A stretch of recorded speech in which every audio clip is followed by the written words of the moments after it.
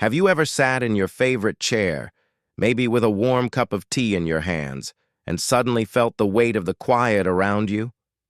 The kind of quiet that isn't peaceful. It's empty. You look around your home, everything is in its place. The calendar might even be full of appointments, yet you feel something's missing. It's not just silence, it's a sense of disconnection. If you've ever felt that way, you're not alone. In fact, more and more people over 60 are experiencing something very real. A deep, quiet loneliness that creeps in as life starts to slow down. It's not always loud or dramatic. Sometimes it's just that empty space after dinner, the absence of laughter that used to echo through the house, or the realization that no one has called today or yesterday. We don't talk about it often, but we should. Because loneliness after 60 isn't just a passing feeling. It's something that, if left unchecked, can start to change how you see the world, how you feel about yourself, and how you live each day.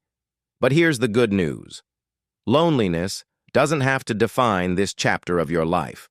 Once you understand what's really going on, you can take steps, small, steady steps, to reconnect, rebuild, and rediscover joy. In this video, we're going to talk about 5 difficult but important truths about loneliness and aging. These aren't easy to hear, but they're necessary. Because only when we face the truth can we begin to change it. Let's begin with the first one. Loneliness doesn't always look the way you expect. We often imagine loneliness as sadness, someone sitting alone, looking out a rainy window. But the truth is, loneliness wears many disguises. Sometimes it looks like staying busy. You go to the grocery store, chat with the cashier, attend a community meeting, even volunteer here and there. On paper, it seems like you're doing fine, but inside, you still feel a deep emptiness. Why? Because being around people isn't the same as feeling connected to them. You could be surrounded by others all day long and still feel completely alone if those interactions aren't meaningful. Maybe conversations feel shallow. Maybe no one really asks how you're doing. Not really. Or maybe they do, but you don't feel comfortable opening up. So you smile, nod, keep it surface level, and go home feeling just as isolated as before. It's easy to confuse activity with connection. But connection, real connection, comes from feeling seen, heard, and understood. And that takes more than small talk or a busy schedule. It takes courage, vulnerability, and time. The first step is noticing where the gaps are. Is there someone in your life you wish you spoke to more often? Is there a moment in your day that feels especially lonely? Start there. Reach out. Not with an agenda, not needing a long conversation, even just a simple, "I was thinking about you today," can begin to rebuild a bridge. And those bridges are everything. Now let's talk about the second truth. Friendships change, and sometimes they disappear. This is one of the hardest parts of getting older. People you've known for years, decades even, slowly start to fade from your life. Some move away, some pass away, others simply drift apart as your lives change. And suddenly you realize the list of people you can truly call your own has gotten shorter. Sometimes a lot shorter. It's painful, and it's confusing. You might wonder, did I do something wrong? Or why didn't we stay in touch? But the truth is, life happens. Priorities shift. Health gets in the way. Families grow and move. And even the strongest friendships can fade without warning. What matters most now isn't trying to hold on to every person from your past. It's finding new ways to build meaningful relationships in the present. And yes, I know that can feel daunting. Making new friends in your 60s, 70s, or beyond doesn't come as naturally as it did when you were younger. There are fewer casual chances to meet people, and starting from scratch can feel awkward. But that doesn't mean it's impossible. Think of it this way. The best friendships aren't always the oldest ones. Sometimes the people who will truly understand you now are the ones who are going through the same things right now. That neighbor you wave to every morning, the person you sit near at church, that familiar face at the local cafe, they could be feeling the same loneliness you are, waiting for someone to go first. Be that person. Smile. Ask a question. Invite someone for coffee. It might feel small, but that's how every strong connection begins, with one simple act of reaching out. And if the idea of making friends in person feels too hard, consider trying something new. Join a class, a walking group, a hobby club, something that brings people together around shared interests. Even online communities can offer support and companionship. You don't need dozens of friends. Just one or two real ones can make all the difference in how you feel each day. We've now touched on two key truths. First, that loneliness doesn't always look like sadness. It often hides behind routines and busyness. Second, that friendships will change and sometimes disappear. But that doesn't mean your opportunity for connection is gone. These are not easy realizations, but they're powerful ones.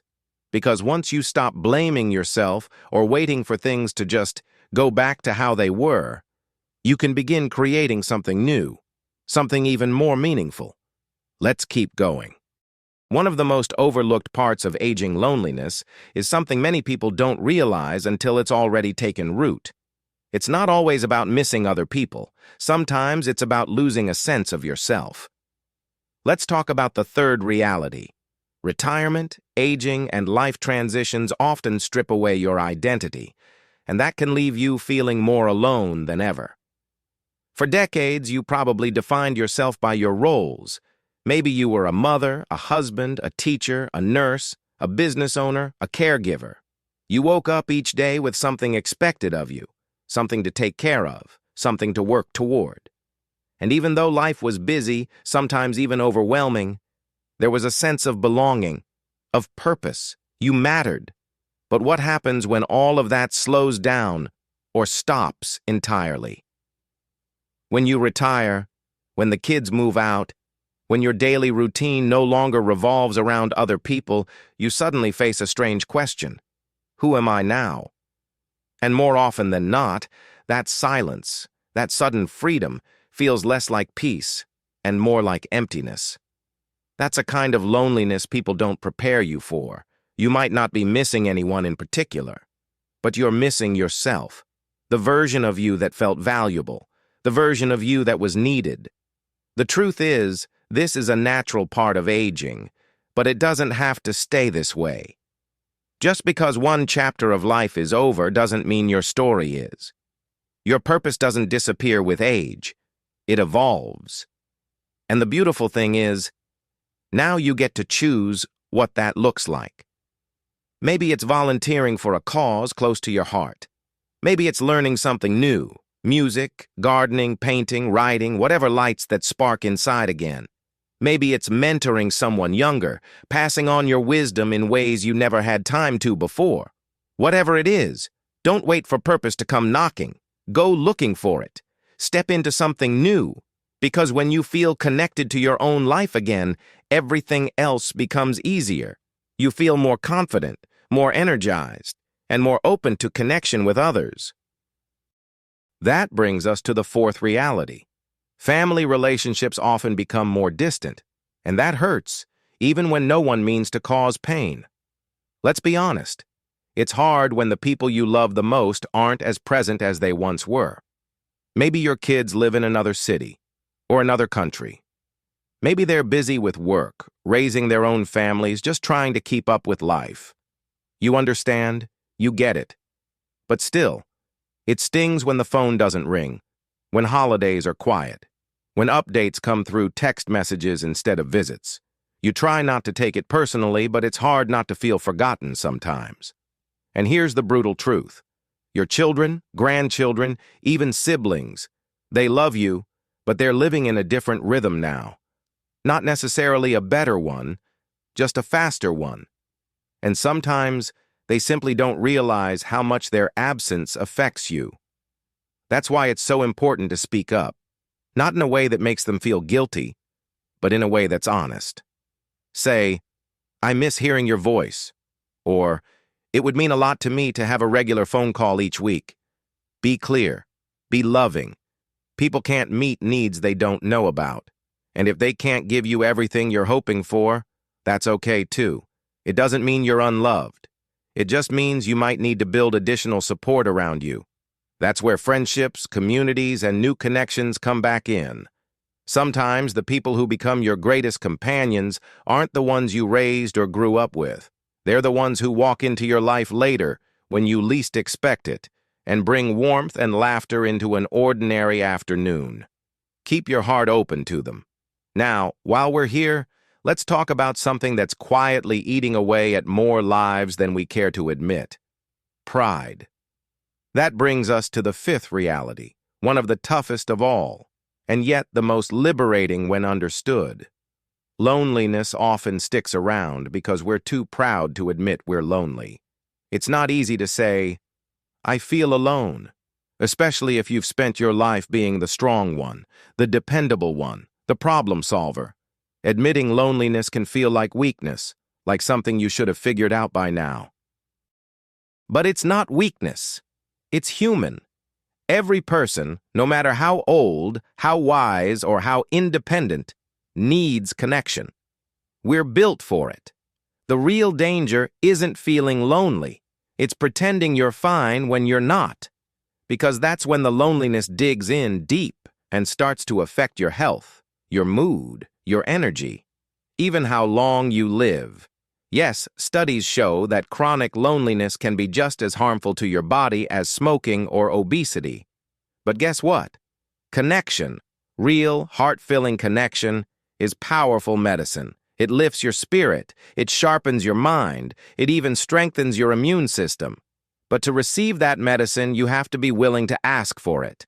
To say, I need people. To reach out, even if it's uncomfortable at first. To open your heart, even if it's been hurt before. You have more strength than you know, and you have more options than you think. Now that we've looked at the hard truths, how loneliness hides behind routine, how friendships fade, how identity can slip away, how family becomes distant, and how pride can trap us in silence, you might be wondering where to go from here. Here's the most important thing to remember. Loneliness may be part of aging, but it doesn't have to be the story of your aging. And you're not alone in this journey. So, where do we go from here? We've looked directly at the hard stuff. The subtle loneliness that hides in routines, the friendships that fade, the way identity shifts when life slows down, the sting of growing distance in family ties, and the silent pride that keeps us from asking for connection.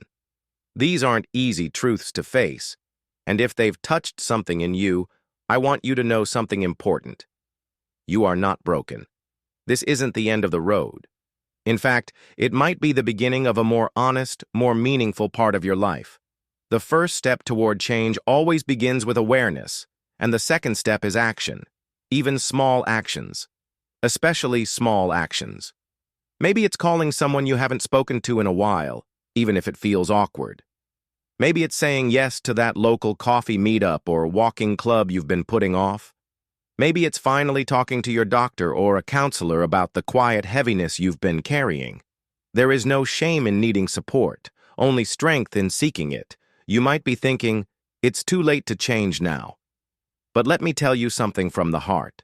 It's never too late. Life after 60 isn't just a slow fade into the background.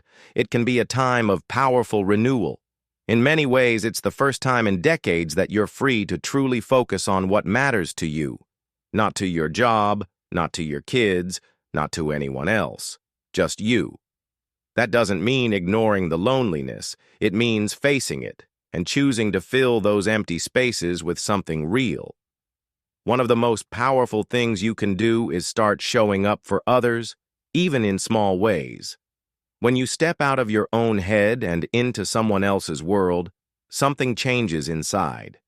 You stop focusing on what's missing and start noticing what you can give. Maybe that means volunteering once a week. Maybe it's offering to babysit your grandchild or teaching someone a skill you've mastered. Maybe it's simply being the one to send that thinking of you message or to smile first in the grocery store aisle. These tiny acts create a ripple, not just for others, but for you. And if your days feel quiet, maybe too quiet, you can fill them with new things. Read books that challenge you. Listen to music that stirs something old and familiar inside. Learn how to use technology to join an online book club or video chat with your loved ones more often. Yes, it takes effort, and yes, it might feel uncomfortable at first, but the reward is worth it. There are people out there who would be so lucky to know you. People who could learn from your experience, who would be comforted by your kindness, and who would feel seen by your presence. The world may not say it loud enough, but it needs you. Now more than ever. So often people over 60 are told to slow down, stay quiet, sit still. But I believe the opposite. This is your time to wake up parts of yourself that you've set aside for others. This is your time to choose joy, not just comfort, depth, not just routine, real connection, not just familiar faces. And remember, connection doesn't always come in the form of big gestures or deep talks. Sometimes it's sitting next to someone in quiet understanding. Sometimes it's a shared laugh with a stranger. Sometimes it's just being seen and letting others see you. You don't have to fix everything overnight. You don't have to suddenly feel whole. You just have to take one step and then another. Start where you are. Use what you have. Trust that it's enough. Let's take a moment to look back, not in sadness but with clarity. Yes, loneliness is real. Yes, aging brings changes that can feel heavy and unfair, but none of that erases your value. None of that means you're finished. You are still here. You still matter, and you still have the power to shape your days into something meaningful. So if you've been waiting for a sign, a reason to start reaching out, to take care of your heart again, to find your spark, let this be it. You are not alone, and you don't have to do this alone. In fact, I'd love to hear from you. Share in the comments. What's one thing you've done lately that helped you feel a little more connected? Or what's something you wish someone understood about loneliness at this stage of life? Let's build this community together. Your words might be exactly what someone else needs to hear today. And if you found this video helpful or even just comforting, please give it a thumbs up. It helps more people find this message. And if you want more content that speaks to real-life experiences after 60, the honest stuff, the uplifting stuff, and everything in between, consider subscribing. We're creating a space where no one has to feel invisible, unheard, or left behind. Here's to living with courage, connection, and joy. No matter your age, you deserve it.